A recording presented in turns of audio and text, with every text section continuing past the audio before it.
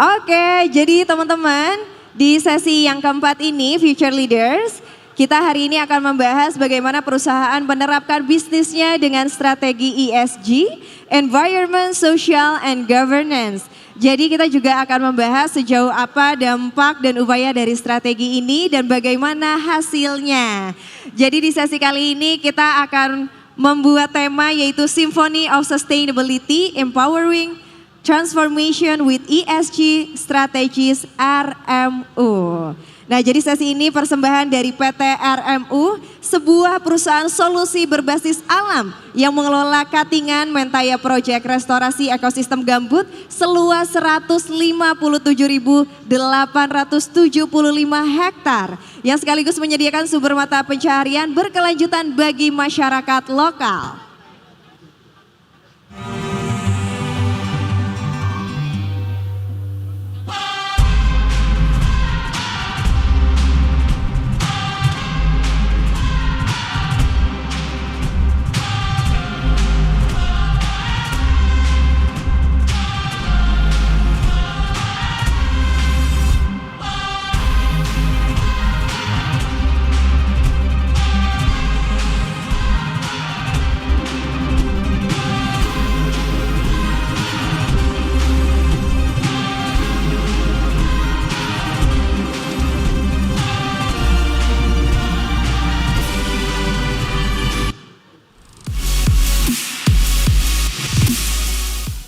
Yeay, jadi sesi ini merupakan persembahan dari PT RMU sekali lagi. Namun sebelum kita akan bertemu dengan narasumber yang akan hadir langsung di atas panggung ini. Dan sebelum saya akan invite moderator, mungkin boleh saya ke bawah terlebih dahulu. Saya penasaran dari tadi ini cuma ngelihat di atas panggung. Boleh saya ke bawah ya, saya mau menyapa. Di sini yang paling Gen Z yang mana ya? Boleh angkat tangan yang paling Gen Z? Yang merasa paling muda, paling Gen Z. Yang di sebelah sana? Gak ada yang ngaku. Biasanya yang tua-tua lebih banyak yang ngaku jadi Gen Z. Yang Gen Z kenapa pada malu-malu ya? Ini Gen Z. Gen Z umurnya berapa? Coba. Ini udah ganteng banget pakai jas. Langsung boleh berdiri. Boleh saya minta mic? Oke, kalau enggak pakai mic saya aja. Oke, boleh kasih tahu namanya, dari mana, Gen Z itu umurnya berapa sebetulnya? Ya, halo, nama aku Daniel Gunawan, biasa dipanggil Daniel, aku dari Tangerang. Oke, udah. Mau ngapain? Oke, jadi mau ngapain datang ke Indonesia Millennial and Gen Z Summit ini? Mau ketemu siapa, tujuannya apa? Oke, pertama kalau kesini sebenarnya emang sering ikut seminar-seminar dan buat nambah wawasan baru ya. Karena kan kadang di dalam hidup kita tuh ada blind spot yang mungkin kita nggak tahu. Jadi kita harus tahunya dari orang-orang yang jadi speaker. Terus apa tadi yang kedua? Oh, harapannya ya. Oh, mau lihat siapa? Tentunya ketiga capres ya. Nah, dan founder terutama founder dari IDN Times, Ko William dan Winston. Iya betul, begitu. Mas Daniel ya tadi ya. Oke, tepuk tangan untuk Mas Daniel. Kayaknya udah cocok jadi speakers nanti tahun depan ya. Dari outfit udah oke. Cara bicara public speaking juga sudah oke. Oke, langsung saja kalau begitu para future leaders. Tadi kalau kata Mas Daniel ini ingin bertemu dengan orang-orang hebat. Dan narasumber yang akan hadir ke atas panggung juga merupakan orang-orang yang hebat. Nanti akan hadir di atas panggung yaitu Bapak Darsono Hartono, Founder and Chief Executive Officer dari PT RMU. Dan juga akan hadir Ibu Febriani Edi, CEO dari Vail Indonesia. Dan sebelum itu saya akan invite moderator kita hari ini sekali lagi Ibu Uni Lubis.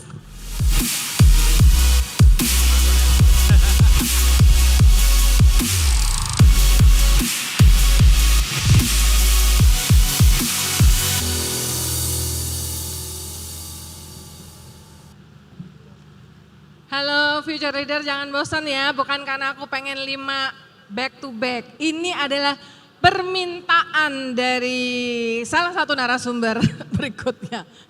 Memenuhi permintaan dari teman-teman. Jadi gimana tadi, seru nggak sesi pertama dengan capres kita? Jangan habis ini nanti ada sesi Capres nomor 1 ya, Anies Baswedan. Oke, sekarang kita ada di sesi yang sebetulnya ini singkatnya mengenai ESG Strategies ya, Symphony of Sustainability Empowering Transformation with ESG Strategies. Nah ini ada 2 narasumber ya, saya akan menyampaikan kenapa sih kok isu ini jadi penting bagi Indonesia Millennial and Gen Z Summit ya. Sebenarnya tadi kalau kalian datang dari pagi presentasi dari William, itu isu climate change ya, transisi energi, renewable energy itu sangat dekat ya dengan hati dari teman-teman Gen Z ya. Nah makanya transformasi bisnis yang berkelanjutan melalui strategi environmental, social and governance atau ESG bagi sebuah perusahaan ini udah keharusan. Saya misalnya dapat informasi bank itu kalau mau ngasih pinjaman mesti tanya perusahaannya menjalankan ESG enggak ya. Jadi ini luar biasa dan tantangan yang luas seperti perubahan iklim, inklusi ekonomi membuat investor dan pelaku usaha memusatkan pikiran pada prioritas jangka panjang dan laporan non keuangan. Nah pandemi global semakin menyadarkan pentingnya ESG. Singkat kata ini adalah sesi yang sangat menarik, tidak hanya karena temanya dekat dengan Gen Z tapi 2 narasumbernya juga luar biasa ya. Dan perusahaannya nanti kalian akan dapat inspiring information tentang bisnis yang mungkin kalian belum tahu. Saya akan mengundang yang pertama adalah Mas Darsono Hartono, Founder and Chief Executive Officer PT Rimba Makmur Utama. Monggo ke depan Mas.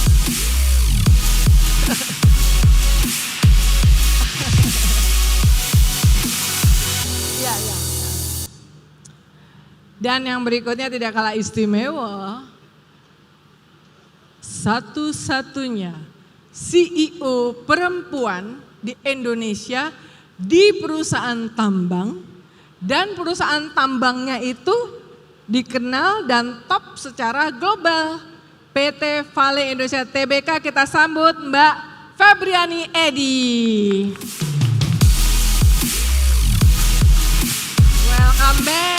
Welcome back ya. Ya, seperti tadi saya katakan, profil kedua pembicara ini ada di IDN Times, tinggal ketik IDN Times dan namanya ya. Jadi namanya Pak Darsono Hartono, yang kedua Mbak Febriani Edi, FEBRIANY EDDY, CEO PT Vale Indonesia ya. Gimana kabarnya? Baik. Makasih Mbak Uni udah dikasih kesempatan untuk ketemu sama teman-teman. Saya tadi rada jiper nih. Ini kayaknya anak muda semua kita bahasanya nyambung. Jadi nanti kita minta untuk menginspirasi, meyakinkan betapa pentingnya ESG. Dan mungkin ya sebetulnya harusnya milih produk yang memang benar-benar memenuhi standar ESG ya. Misalnya seperti itu ya dalam sehari-hari. Mas Hartono, long time not see. Good. Terima kasih bisa hadir pada hari ini. Saya jadi merasa muda. Kalau momennya generasi kita bukan milenial dan bukan Z. Iya. Kita tuh nggak sengaja loh ketika ngeset pembicara tadi juga di sesi yang agri-food. Ternyata di antara 3 pembicara itu udah saling kenal baik. Nah ini juga sama ya. Jadi kedua pembicara ini sebetulnya bestie ya. Nah aku mau mulai dengan Mas Hartono. Katanya aku sebenarnya pengen tanya, ini bisnisnya Rimba Makmur Utama itu apa? Mungkin saya mau nanya ke teman-teman ya. Okay. Pernah dengar bisnis karbon? Ada yang pernah dengar bisnis karbon? Pernah dengar nggak? Ada angkat tangan mungkin? Bukan kertas karbon ya. Jadi mungkin kasih gambaran sedikit, sekitar 15, udah lebih.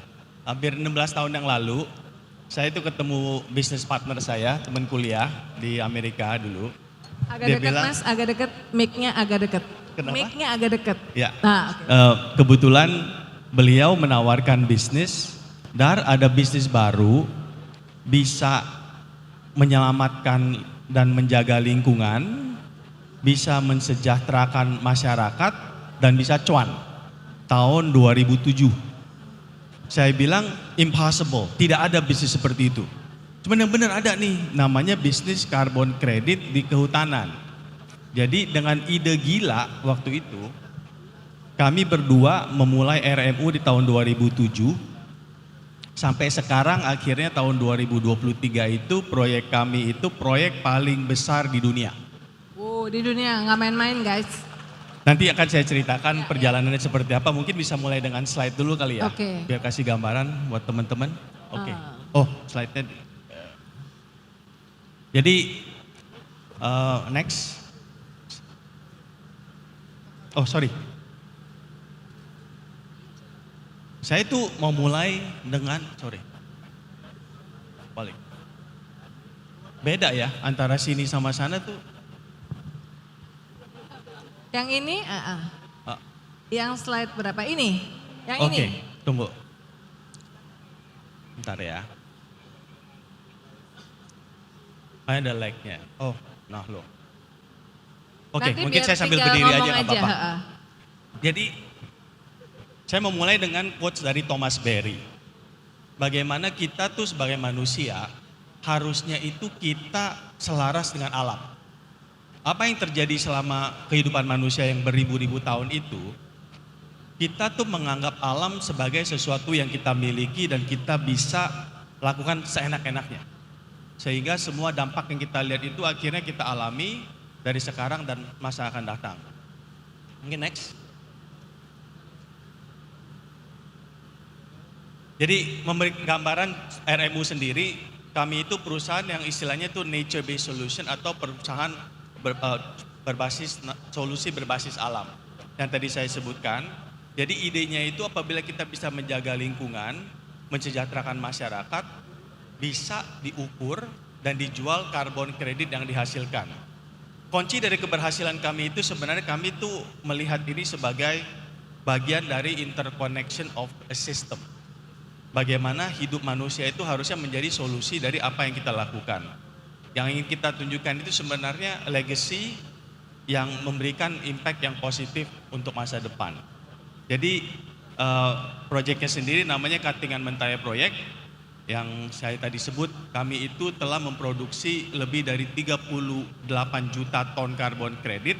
Itu proyek paling besar di dunia di hari ini. Dan ini dimulai oleh dua anak muda. Waktu itu umur kami masih 30-an, punya mimpi, dan nanti bisa saya jelaskan tantangan seperti apa yang kami hadapi, apa yang kami lakukan, dan kenapa kita berhasil sampai saat ini.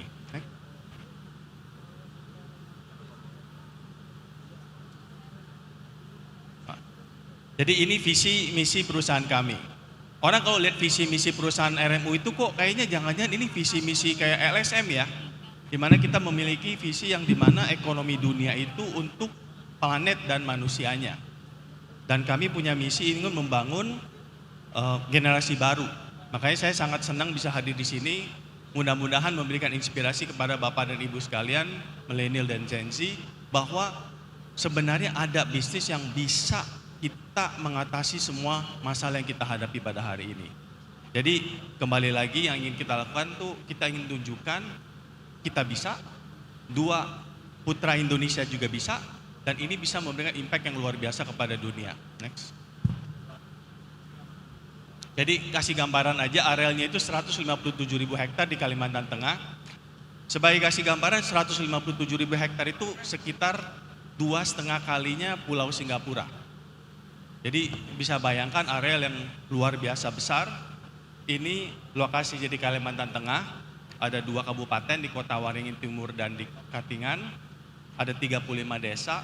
Jadi kunci keberhasilan kami itu kami harus bisa buktikan areal ini tidak terjadi kebakaran, tidak terjadi illegal logging, tidak terjadi pembakaran hutan, dan pentingnya masyarakat harus sejahtera baru kita bisa dapat karbon kredit yang kita hasilkan.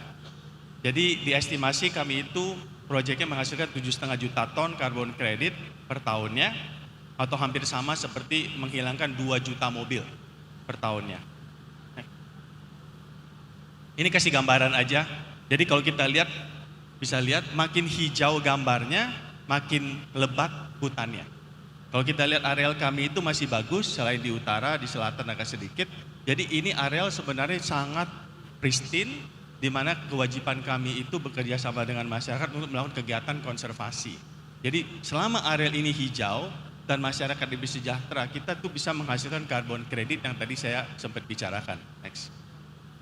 Nah ini kegiatan-kegiatannya. Jadi itu sebagai gambaran aja kurang lebih Bu Uni apa kegiatan-kegiatan kami di mana kami mulai dari tahun 2007. Jadi ini kalau misalnya sampai sekarang dari 2007 sampai sekarang belum banyak berarti perusahaan ya, masih hitungannya bisnis baru ini ya buat banyak perusahaan ya. Jadi walaupun kami sudah 13 tahun bergerak di sini sebenarnya belum banyak perusahaannya. Yang menarik dari perjalanan kami, jadi tahun 2007 waktu kami mulai bisnis ini tidak ada yang ngerti bisnis karbon kredit. Masyarakat yang saya kunjungi di kampung-kampung sendiri pun nggak ada yang ngerti karbon kredit. Cuman nggak apa-apa, bagi kami kan ini bisnis baru yang menurut kami itu potensial. Jadi untuk bisa mendapatkan izin bisnis ini, kami harus bisa mendapatkan izin dari pemerintah. Dan butuh waktu sekitar 6 tahun untuk kami bisa mendapatkan izin dari pemerintah untuk mengelola area tersebut. Oke. Jadi sebagai startup Bu Uni, ya 6 tahun pertama itu sekarang udah gede ya. Saya pegawai satu-satunya, ya tukang surat sampai saya. Sampai 6 tahun ya, sampai 6 tahun pegawai 6 satu-satunya. Pegawai satu-satunya, tukang surat saya, tukang ketik saya, tukang antar apa aja saya. Bikin kopi sendiri ya. Jadi memang sendiri dan orang nanya kok bisa ya, bayangkan 6 tahun sendiri, ya mungkin karena emang punya mimpi. Ya. Dan kebetulan saya tuh yang mungkin teman-teman nanti akan mengalami, saya tuh punya istri yang sangat luar biasa. Sangat apa? Luar biasa. Luar biasa. Jadi istri saya itu seorang yang sukses di bisnisnya. Terus saya bilang saya punya mimpi, saya mau mencoba ini dan beliau bilang ya udah silakan, saya akan support kamu. Oke.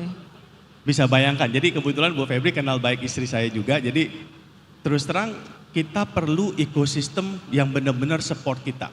Oke. Jadi untuk mencapai suatu mimpi, bagusnya itu kita ketemu orang yang mengerti. Apa yang kita inginkan, apa yang kita visi misikan, kita bisa mendorong dan membantu kita. Apakah 6 tahun itu gampang? Sendiri tidak gampang. Pernah saya tahun ketiga bangun, aduh ngapain saya kerjain kayak gini? Nggak ada juntrungan yang nggak jelas. Oke. Cuman karena banyak ketemu orang-orang aja, jadi saya ingin memberikan gambaran bahwa mimpi itu bisa terjadi apabila kita berusaha Untuk mewujudkannya ya. dan kita mencari orang-orang yang bisa mewujudkan mimpi kita itu. Oke, tepuk tangan buat Mas Darsono. Sekarang Mbak Febriani Edi. Meskipun ini udah TBK, tapi Mbak tolong dijelasin sama teman-teman di sini. Saya udah pernah ke Sorowako, ngelihat ya, tapi belum ke smelter.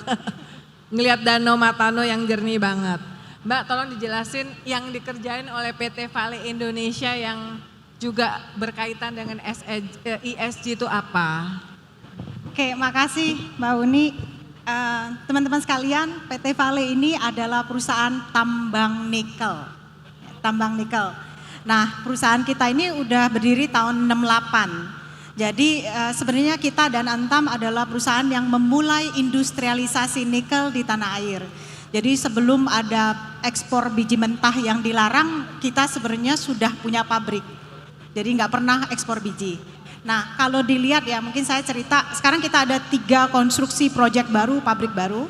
Tapi saya cerita yang ada di Sorowako, yang Mbak Uni sudah visit ya.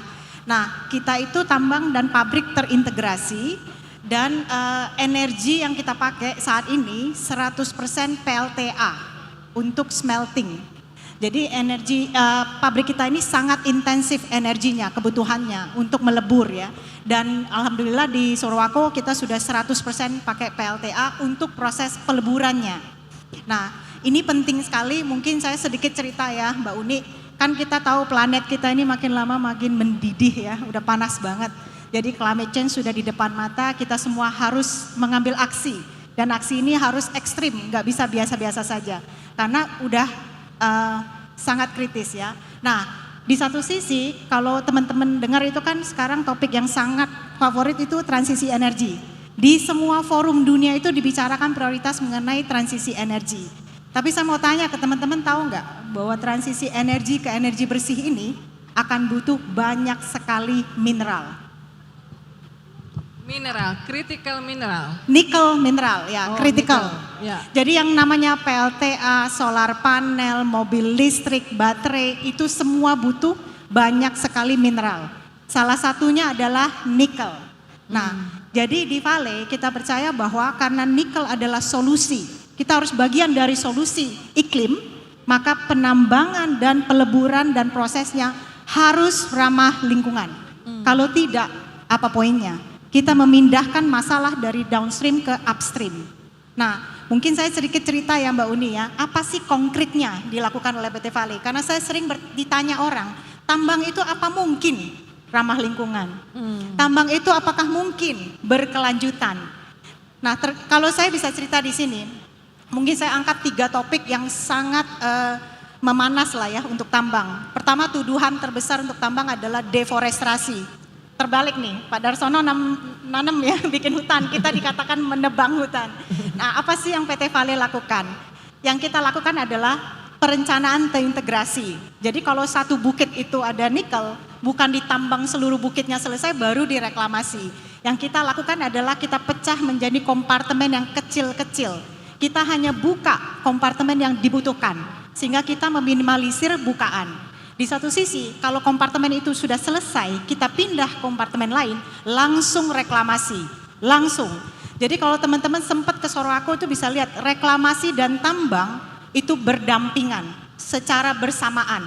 Seringkali orang berpikir reklamasi itu hanya ada di akhir tambang. Tidak, kalau kita rencanakan dengan betul dan kita punya komitmen, bisa dilakukan bersamaan.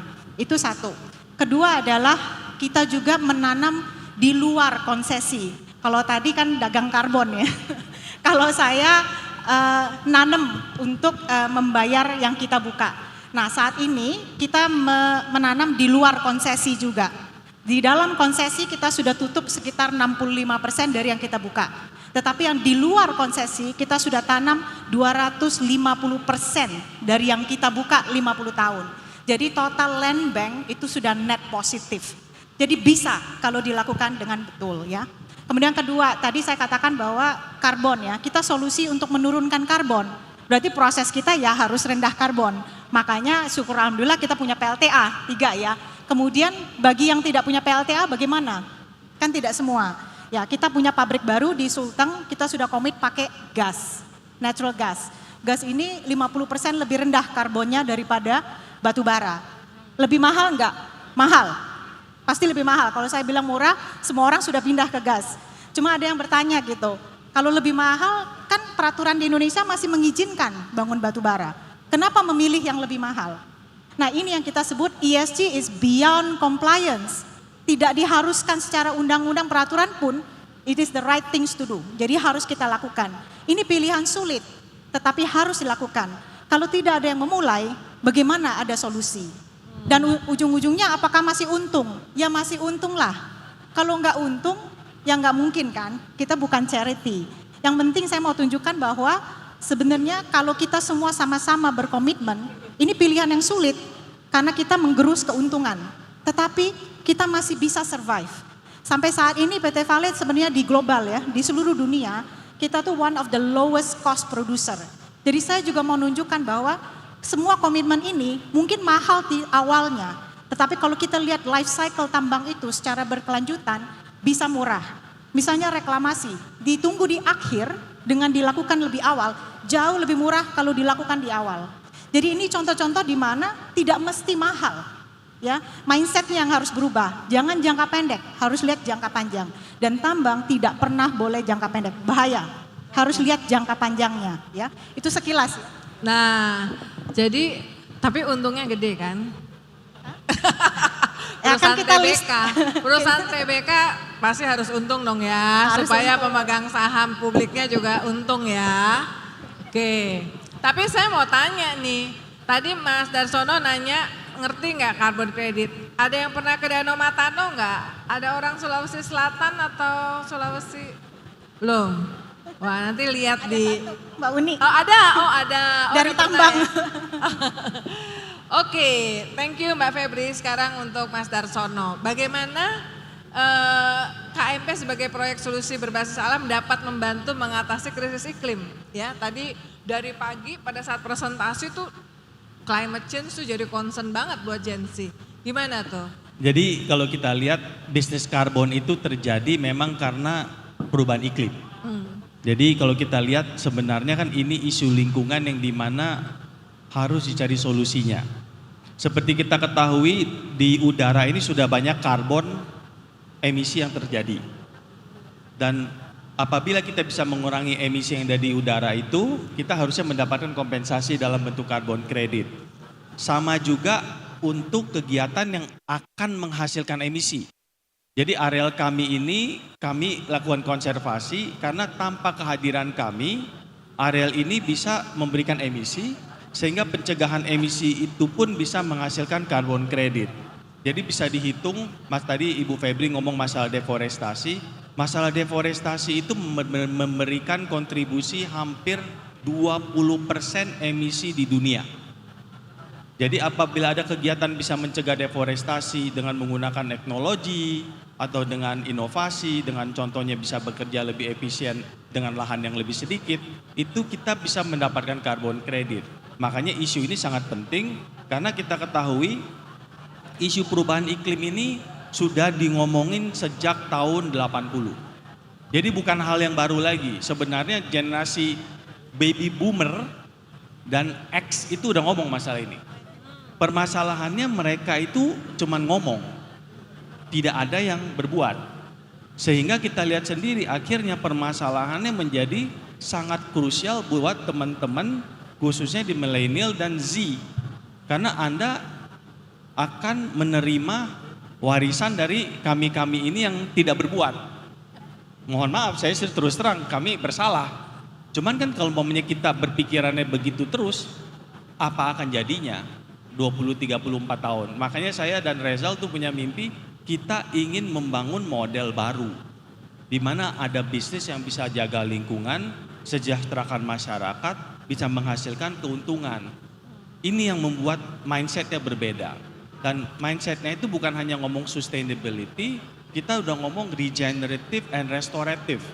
Jadi kalau kita ngomong sustainability, Bu nih, itu udah ngomongin dari tahun 80. Sustainability ngomongin tahun 80, cuman dari 80 sampai 2023 sudah banyak yang rusak.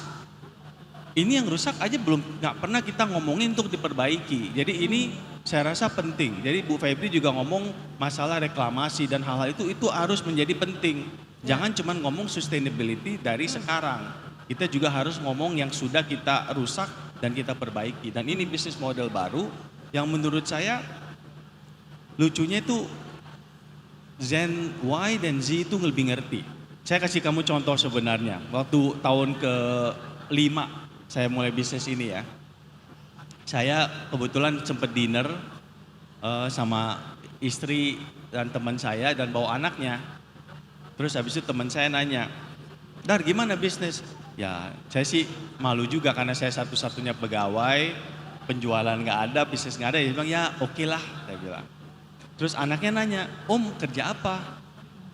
Oh, Om tuh punya mimpi pengen jaga lingkungan, sejahterakan masyarakat, bisa menghasilkan dengan menjaga hutan. Anak teman saya itu bilang, Om, I know one day you will make money. Yeah. Because it's the right thing to do. Kalau generasi kami udah mikirnya mana uangnya. Generasi yang di depan kami ini nih, mikir apa impactnya. Ini yang menurut saya sangat optimis terhadap generasi milenial dan Z. Karena what you guys do is always thinking about impact first, not about money first. Which is totally different than our older generation. Karena for us, profit is everything. Jadi zaman kita sekolah, kita ngomong shareholder value dulu nih, Bu Febri di buku, itu ngomongin keuntungan buat pemegang saham. Keuntungannya apa? Keuntungan finansial. Oke. Sekarang memang sudah berubah, ada yang namanya stakeholder value dan shareholder value yang dimana harus bisa balance antara environment, safeguard, governance, dan profit. Okay. Jadi saya sih terus terang bersyukur ya bisa di bisnis ini Bu Uni, karena ini bisa memberikan perspektif baru pengusaha, anak muda itu bisa melakukan perubahan. Ya, oke. Jadi sebenarnya lewat bisnis juga bisa melakukan perubahan, nggak cuma profit aja ya. Mbak Febri, tentu tidak mudah ya. Aku pengen diceritain untuk meyakinkan masyarakat sekitar, melibatkan komunitas sekitar, untuk bersama-sama korporasi dalam upaya untuk menjaga lingkungan sekitar, merawat ekosistem dan segala. Itu apa yang dilakukan? Nanti pertanyaan yang sama untuk Mas Darsono. Ya, ini yang Mbak Uni sampaikan penting sekali ya. Perusahaan itu nggak bisa hanya mikir perusahaan saja. Misalnya kita ya beroperasi di daerah yang remote, ya terbatas infrastrukturnya, biasa sudah tambang itu. Tetapi keberadaan kita itu harus membawa impact yang signifikan. Nah, kita ambil contoh beberapa hal yang kita lakukan di Sorowako ya. Kita juga punya sekolah. Jadi ada visitor yang datang dari luar, dia ke Sorowako, dia lihat you are a mining company, but what you do is much bigger than mining. Jadi kita sekarang punya sekolah, TK, SD, SMP sampai akademi. Punya 2.600 student per tahun yang lulus dari situ. Di situ banyak sekali pembekalan mengenai lingkungan dan ESG yang penting.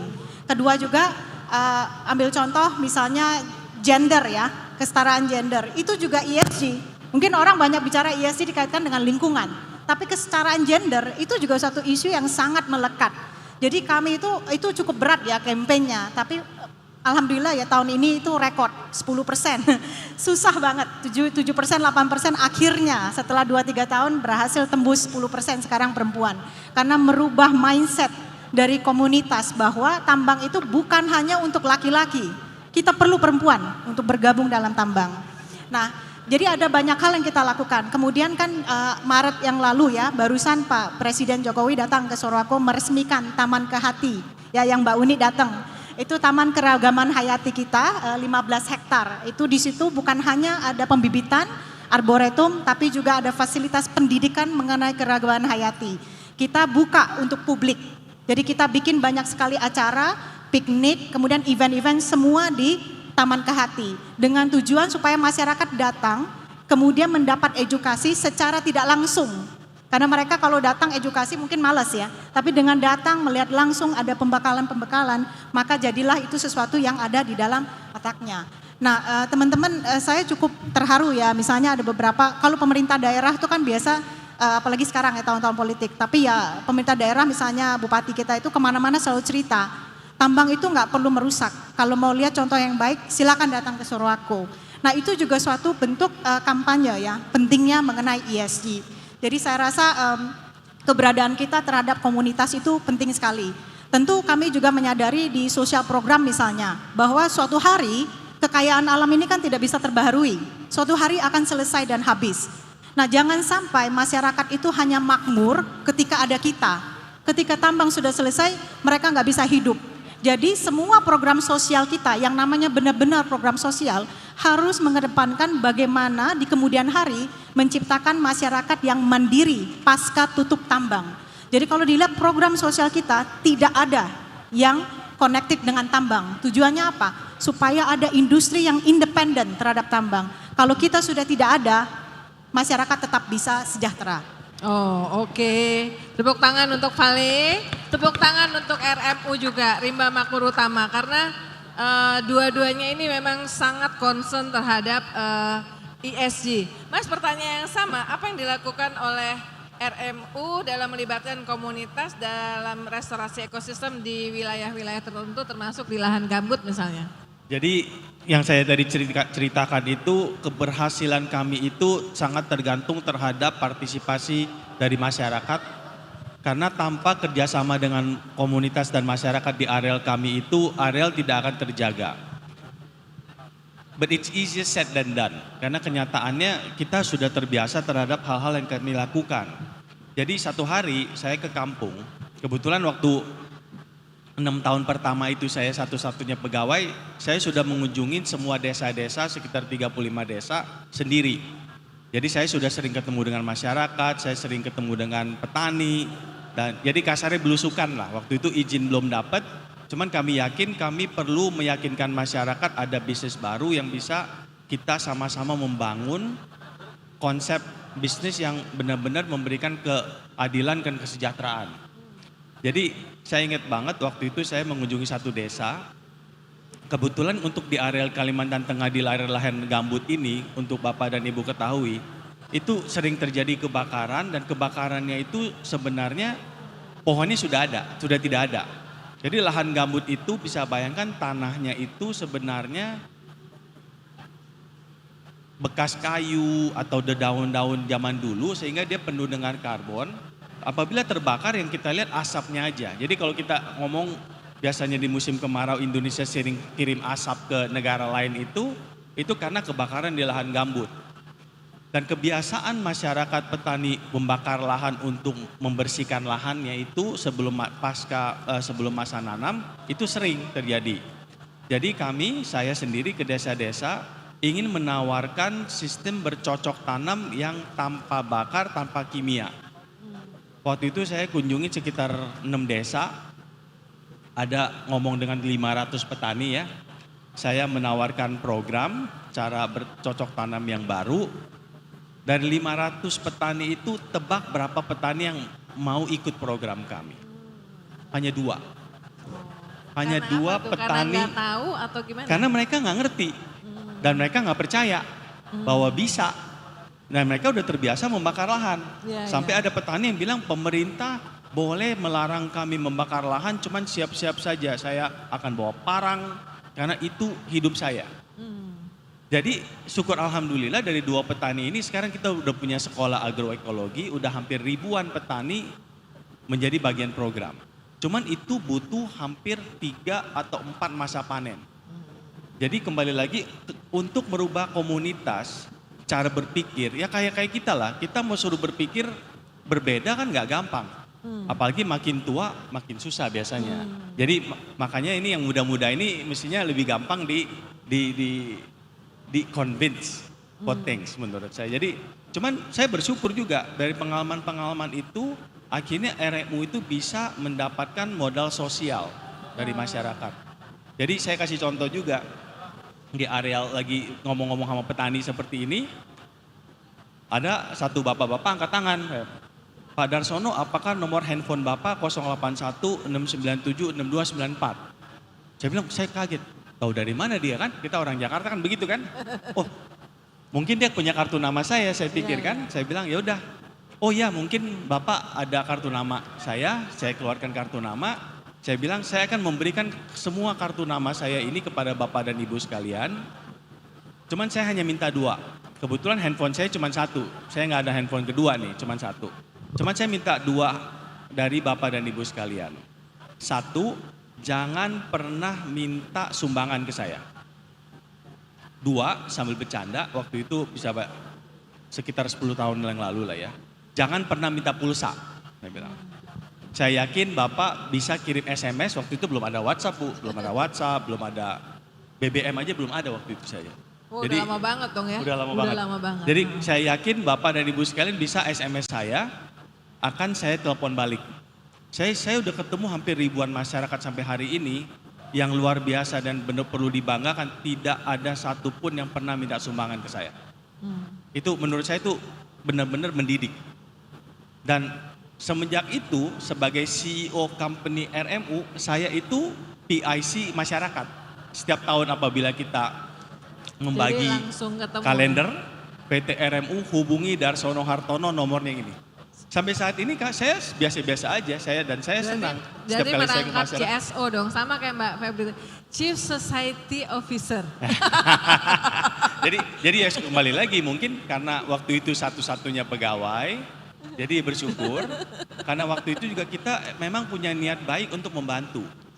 Jadi kalau dengan niat baik membantu, kita terbuka dengan masyarakat, kita jujur dengan masyarakat, mereka bisa mengerti gitu loh. Jadi kadang-kadang ada banyak mitos-mitos yang kami lihat nih, kita orang Jakarta itu punya mitos yang menurut kami itu tidak benar.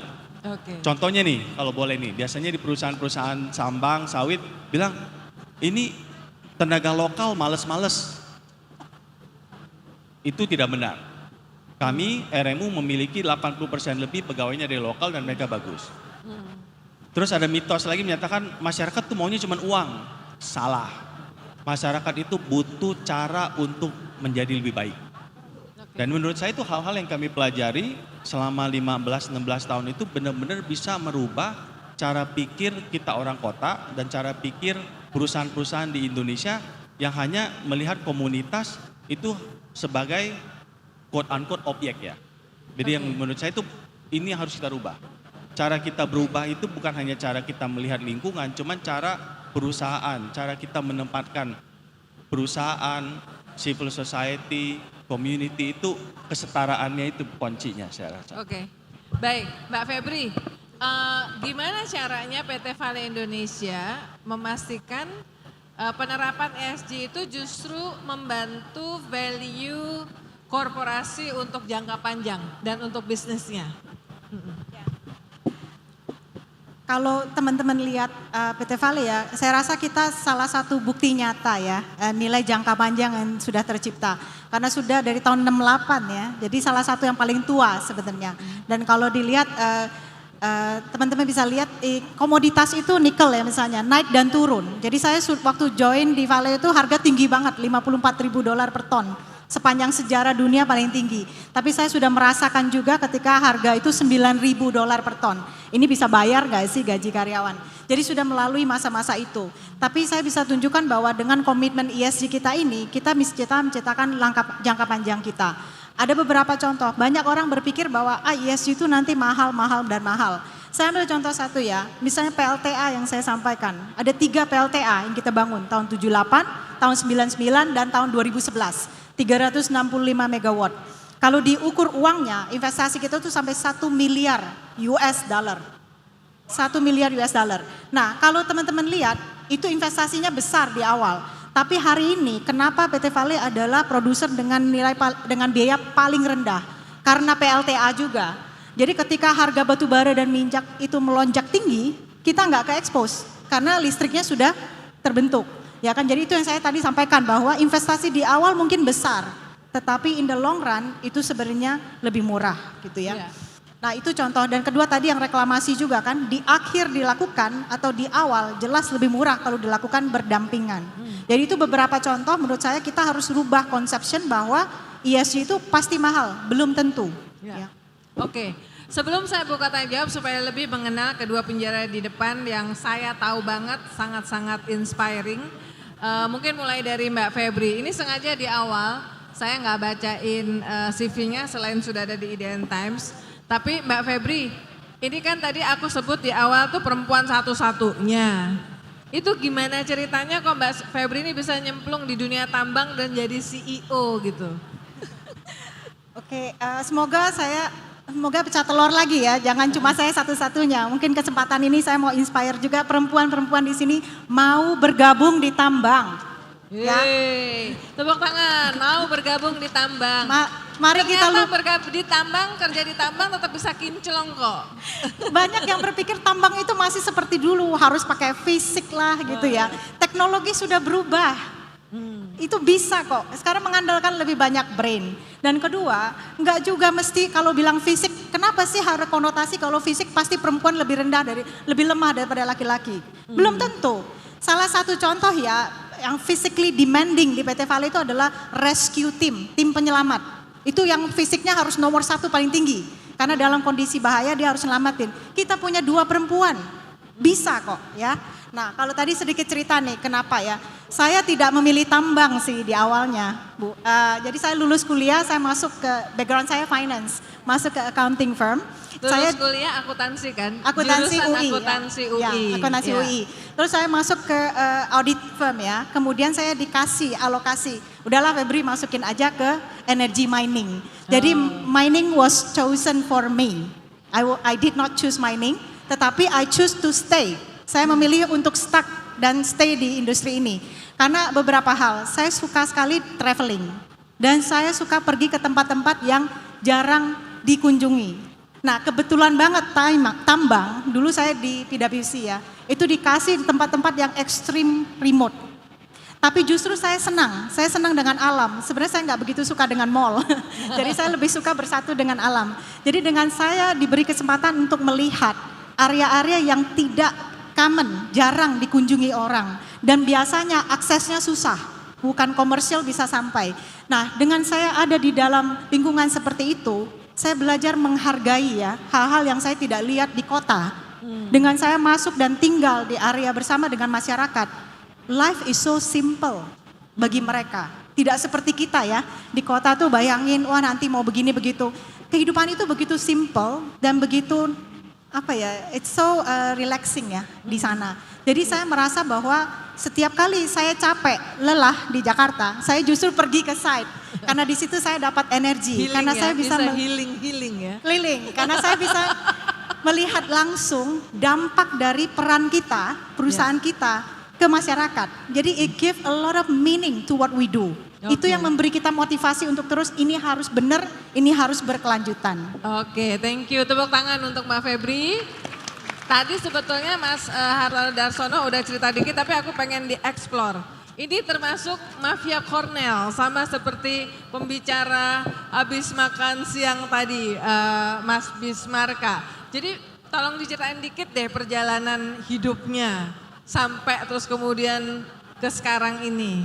Jadi saya itu bersyukur, saya lahir di Medan, cuman umur 10 saya pindah Jakarta. Saya sekolah di Gunung Sahari, Catholic School, lulus SMA. Saya kebetulan orang tua lumayan ya dibilang kaya juga nggak terlalu, cuman bisa sekolahkan anaknya ke luar negeri.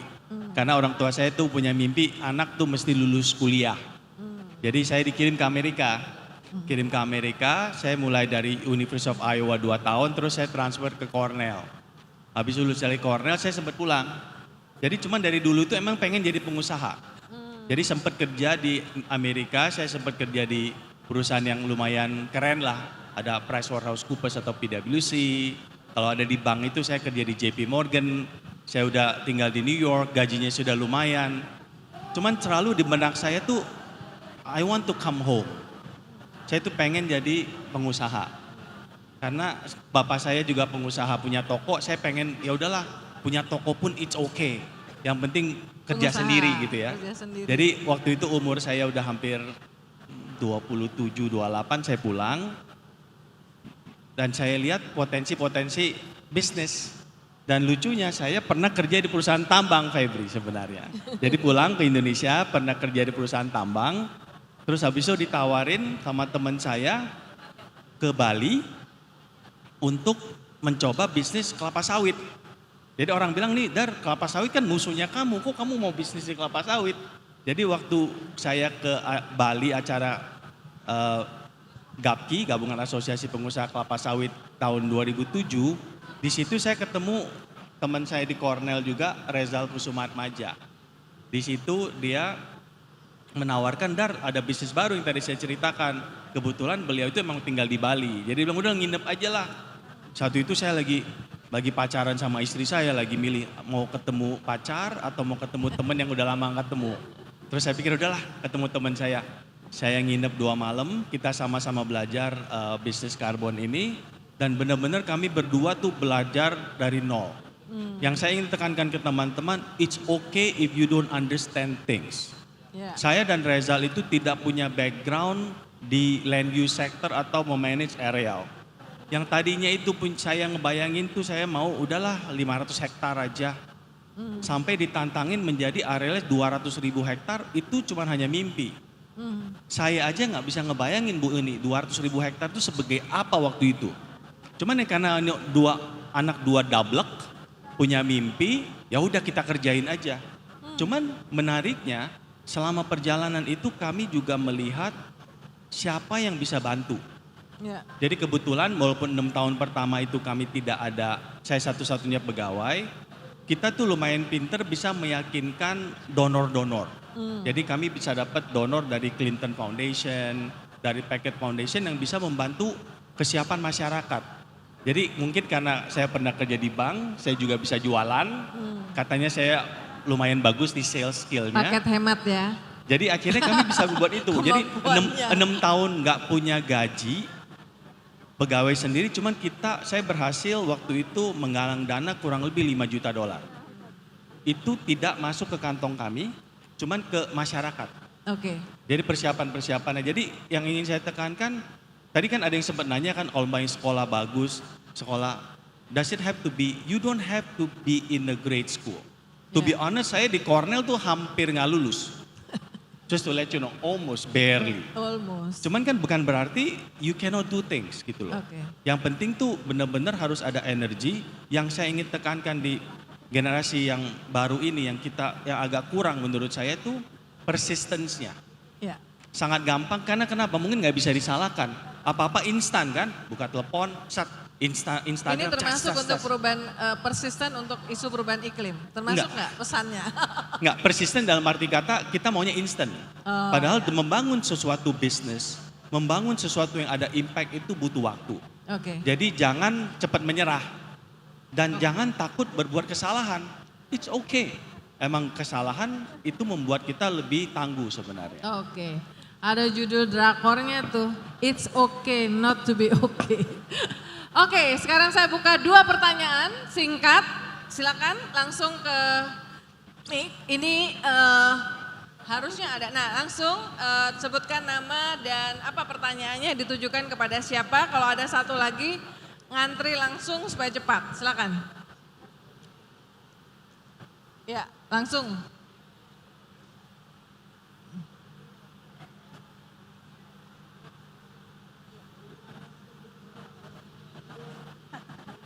Satu, dua, tiga. Tes. Oke, thank you. Ya. Baik, selamat siang. Saya Daniel Gunawan. Pertanyaannya saya tujukan kepada Ibu Febriani. Tadi sudah dengar banyak ya Ibu CEO dan satu-satunya CEO wanita di Indonesia ya. Nah, yang mau di bidang pertambangan. Iya, di bidang pertambangan, betul. Nah, saya ingin bertanya bahwa apa sih mindset seorang Ibu Febriani yang sangat mendorong untuk bisa memenuhi posisi CEO di dalam industri tambang nikel di Indonesia. Dan apa sih tantangan terbesarnya Ibu Febriani dalam menjalani role-nya CEO satu-satunya wanita di Indonesia? Terima kasih. Pertambangan. Ya, pertambangan. Terima Thank kasih. you. Tadi dulu Mbak, satu lagi sekalian. Ya, langsung. Halo, selamat sore. Saya mau bertanya dari pihak RMU. Jadi bagaimana sih cara memotivasi Gen Z dan millennials melestarikan alam tapi sambil belajar juga gitu. Sekaligus mendapatkan keuangan. Ini juga bisa dielaborate dengan saya tahu kalau misalkan RMU tuh baru dapat SDGs Action Award 2023. Nah, bisa dielaborate dari situ juga, Pak. Terima kasih. Terima kasih. Silakan Mbak Febri jawab dulu. Ya, Oke, makasih. Mungkin kesempatan saya promosi juga ya, supaya perempuan mau bergabung di tambang. Dalam perjalanan karir saya dari bawah, saya di Vale itu 15 tahun. Jadi saya masuk di bawah, membangun karir sampai jadi CEO. Di dalam setiap jenjang karir saya tetap menghadapi tantangan. Ya, saya rasa bukan hanya perempuan, laki-laki juga sama ya. Jadi mungkin sedikit cerita, waktu saya masuk di bawah, saya merasa kita minoritas ya. Jadi untuk bisa survive saya merasa saya harus jadi seperti laki-laki. Jadi saya ngomong tuh mesti kenceng. Kalau di tambang, di site itu meeting, laki-laki semua 27 orang, saya ingat tuh GM meeting. Saya satu-satunya perempuan. Jadi saya merasa kalau ngomong harus kenceng. Itu supaya tegas. Padahal belum tentu juga kan. Sampai sekarang ke bawah-bawah nih, sampai suami saya komplain. Kamu boleh gak sih gak teriak-teriak? Itu kalau ngomong baik-baik gitu ya. Karena udah kebiasaan. Nah, tapi dalam perjalanan karir saya ada beberapa momentum. Ada yang memberi saya saran. Why do you feel you need to be a man to survive? If Vale wants a man, easy to find man. Tapi kita butuh kamu karena kamu perempuan. Perbedaan yang kita cari. Nah, justru di sini saya merasa bahwa saya harus punya keberanian untuk berbeda. Karena kalau saya jadi laki-laki poinnya apa? Di dalam perbedaan itulah terdapat kekuatan. Karena kita perlu diversity inclusion ya, Bhinneka Tunggal Ika. Jadi pada saat itu saya merasa bahwa saya harus punya courage untuk berbeda. Nah, untuk punya courage itu nggak gampang kan? Kita harus melatih diri. Jadi saya mulai dari grup-grup kecil dulu. Di lingkungan yang saya sudah nyaman, saya mencoba bersuara. Dan saya merasa bahwa di semua meeting, di semua pun dimanapun saya ada, harus ada kontribusi. Harus ada presence saya. Kalau tidak apa poinnya? I'm wasting my time, I'm wasting your time. Dimanapun saya berada, hari ini pun di sini harus ada kontribusi yang saya buat. Nah itu yang membuat saya harus melatih diri terus. Kedua, yang tadi Pak Darsono sampaikan, jangan takut bikin salah. Karena di dalam kesalahan itu kita belajar menjadi lebih kuat. Bisa bayangkan kalau hidup itu tidak pernah ada kegagalan dan kesalahan. Lebay deh ya. Jadi kita justru harus ditempa. Dari kesalahan, kegagalan, kita belajar menjadi kuat. Itu sudah banyak kok, survei S&P dulu ada 60% dari the best performing CEO globally, itu selalu ada satu kegagalan besar dalam hidupnya. Ketika dia reborn, ketika kita belajar hidup dan survive dari lingkungan itu, kita jadi kuat dan lebih baik ya. Jadi itu penting sekali. Ketiga adalah feedback. Nah ini sering sekali, harus tanya feedback ke orang lain. Apalagi di culture society Indonesia yang sangat hierarchical. Oh kalau sudah di atas bosnya, kita nggak perlu feedback. No, kita justru perlu feedback. Saya justru tanya ke bawahan saya perlu feedback Anda. Karena kalau atasan yang saya minta feedback, mereka melihat saya sebagai bawahan. Tapi kalau saya tanya ke tim saya, feedback mereka terhadap saya, mereka melihat saya sebagai leaders. Ibu kurang mendengarkan, ibu terlalu begini, kemarin terlalu emosional, harus jaga. Justru Nggak boleh di baperan situ. ya, nggak boleh baperan terima feedback. Jangan baper, jangan baper. Jadi kalau pertama kali terima feedback pasti kecewa, itu sudah manusia. Tapi be mindful, ketika kecewa itu tetap disaring, terima kasih dulu. Apapun itu feedbacknya, terima kasih dulu. Sudah berani memberi feedback. Kemudian di digest, kemudian dilihat apa yang saya bisa perbaiki. Karena kalau dapat feedback terus menerus, pasti alam bawah sadar kita itu mendigest ya. Akhirnya kita akan mau berubah. Jadi di situ ya. Jadi jangan takut bikin kesalahan, selalu minta feedback dan harus ada presence kita. Dan yang mungkin ketiga adalah rasa bersyukur. Nah ini perlu sekali rasa bersyukur. Karena kalau kita tidak ada, saya merasa bahwa kalau kita belajar bersyukur, itu akan memberi kita energi positif sekali. Saya merasa bahwa dengan saya seorang perempuan bisa sekolah aja, saya itu udah jauh lebih maju dari sekian juta perempuan di dunia yang tidak bisa sekolah. Jadi hal-hal yang saya mesti syukuri itu banyak. Dengan kita bersyukur, kita berpikir ke arah yang positif. Jangan mengeluh. Kalau bagi saya, mengeluh itu mengakumulasi negative thinking. Poinnya apa? Apa yang kita dapat dari mengeluh? Oh gara-gara saya perempuan, saya didiskriminasi, saya begini begitu. Kita menjustify kenapa kita gagal.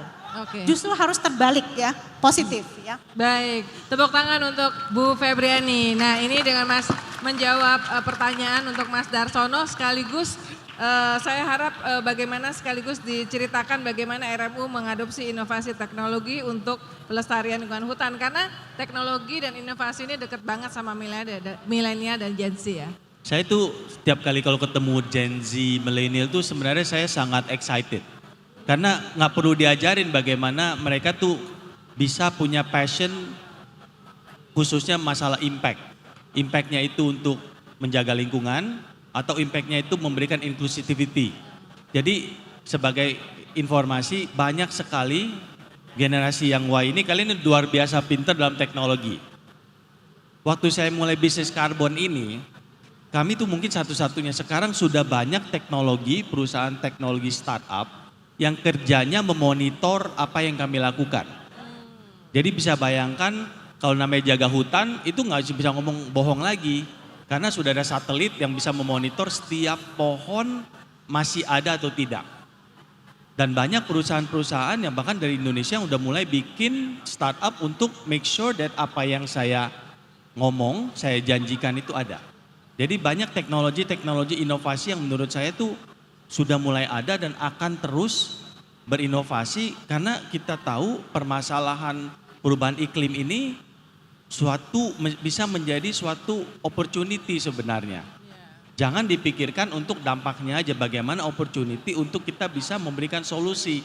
Jadi kalau kita lihat perusahaan-perusahaan dan yang kita ketahui sekarang nih, boleh apakah bergerak di karbon, ada yang di waste for change and others itu kita lihat sendiri rata-rata foundernya milenial, nggak ada foundernya kita-kita.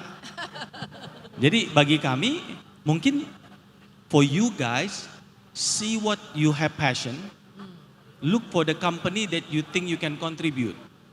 Mungkin nggak semua orang di sini harus jadi pengusaha. Kalau semuanya jadi pengusaha, Bu, nggak ada yang kerja, nggak bisa juga. Jadi we have to know where you are, but ujung-ujungnya you have to find your own passion. Dan banyak survei yang menyatakan perusahaan yang akan maju dan exist untuk 100 tahun ke depan itu harus mempunyai misi 2. itu inklusif atau combating climate change. Dan saya lihat ini banyak sekali perusahaan-perusahaan di Indonesia. Ya, wah tepuk tangan untuk Mas Hartono Darsono. Jadi memang climate change itu dekat banget sama kita guys. Kita sudah sampai di ujung dari sesi ini. Terima kasih kepada Mas Darsono, RMU, kepada Mbak Febriani Edi, jangan kapok ya, dari PT Vale Indonesia. Dan terima kasih juga kepada teman-teman, tepuk tangan untuk kalian semua juga. Jadi mudah-mudahan ini menginspirasi, bisa melakukan, jangan takut salah, gagal, itu hal-hal yang sangat penting buat kita semuanya. Saya serahkan ke MC. Oke, terima kasih Ibu Uni Lubis. Coba kita tepuk tangan dulu biar masih kelihatan semangatnya. Hari ini kita akan memberikan plakat penghargaan terlebih dahulu. Untuk yang pertama kepada Bapak Darsono Hartono, Founder and Chief Executive Officer dari PT RMU. Silakan Bapak kita berfoto, 1, 2, 3, boleh sambil bersalaman, iya. Oke, dan untuk selanjutnya plakat penghargaan ini juga akan diberikan kepada Ibu Febriani Edi, CEO dari Vail Indonesia. Tokoh perempuan yang sangat inspiratif sekali, yang mudah-mudahan banyak generasi muda perempuan yang juga terinspirasi. Boleh berfoto bersama? Iya, oke. Kita berfoto bersama. Boleh? Iya. Lebih geser lagi, kita ikuti arahan fotografer, tim dokumentasi, oke. 1, 2, 3. Satu kali lagi, 1, 2, 3. Video ya Bapak dan Ibu izin, boleh dada-dada. Ini ada tim dokumentasi di sini ya. Lihat ke situ Bapak Ibu. Oke, boleh dada-dada. Iya, oke kita tepuk tangan untuk sesi yang keempat yang sangat luar biasa. Terima kasih sekali lagi kepada Ibu Uni Lubis, terima kasih banyak yang sudah menjadi moderator di 4 sesi kita yang pertama. Dan terima kasih juga kami ucapkan kepada Bapak Darsono Hartono, Founder and Chief Executive Officer dari PT RMU. Dan juga Ibu Febriani Edi, CEO dari Vail Indonesia. Sekali lagi terima kasih banyak.